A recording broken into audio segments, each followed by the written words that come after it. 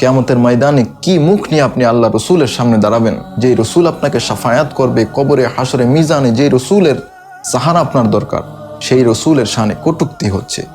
আপনি ঘরে বসে আছেন। প্রিয় সুধী, আসসালামু আলাইকুম।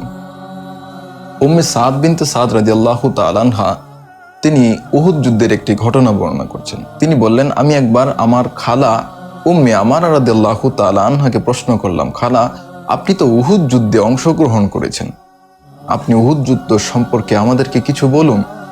উম্মে আমারা রাদিয়াল্লাহু তাআলা আনহা বলেন, যেদিন উহুদ যুদ্ধ সংঘটিত হবে সেদিন আমি সকালবেলা বের হয়ে গেলাম। দেখলাম যে পরিবেশ পরিস্থিতি কিরকম আমি পর্যবেক্ষণ করছিলাম। সাহাবাই কিরাম যখন আল্লাহ রসুলকে নিয়ে যুদ্ধে ঝাঁপিয়ে পড়লেন, আমি তখন মশক ভর্তি পানি নিয়ে যুদ্ধের ময়দানে চলে গিয়েছি। এমনকি আমি সরাসরি যুদ্ধে অংশগ্রহণ করেছি। এমন একটা পর্যায়ে আসলো, দেখা গেল যে মুসলমানগণ বিজয় লাভ করবে, কিন্তু পরক্ষণে দেখা গেল যে না, মুসলমানগণ পরাজয় বরণ করেছে। এমন সময় আমি আল্লাহ রসুলের খবর নেওয়ার জন্য রসুলের কাছে চলে গেলাম যে আমার রসুল কেমন আছে। যখন রসুলের সামনে গেলাম তখন দেখা গেল কাফের বেদিনগণ আল্লাহর রসুলকে অত্যাচার করার জন্য তীর নিক্ষেপ করবে। তখন মুসআব ইবনে উমাইর রাদিয়াল্লাহু তাআলা আনহু এবং কতক সাহাবাই কেরামকে নিয়ে আল্লাহর রসুলকে রক্ষার জন্য আমি এগিয়ে গেলাম। যখন কাফের বেদিনগণ আল্লাহ রসুলের দিকে তীর নিক্ষেপ করেছে, আমি আমার জীবনকে বাজি রেখে আল্লাহ রসুলের সামনে নিজের দেহকে দাঁড় করিয়ে দিলাম, যেন আল্লাহ রসুলের নূরানি শরীর মোবারকের উপরে আঘাত না লাগে।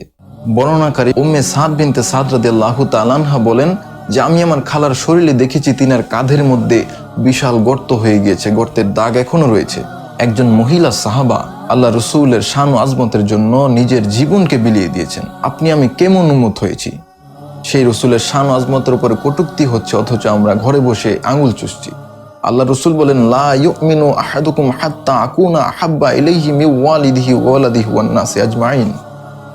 ততক্ষণ পর্যন্ত আপনি ঈমানদার না যতক্ষণ পর্যন্ত আপনি আপনার পরিবার, পরিজন, সন্তান, সন্ততি, এমনকি নিজের জানের চাইতে আল্লাহ রসুলকে ভালোবাসতে না পারবেন। কিয়ামতের ময়দানে কি মুখ নিয়ে আপনি আল্লাহ রসুলের সামনে দাঁড়াবেন? কিভাবে আল্লাহ রসুল আপনাকে শাফায়াত করবে?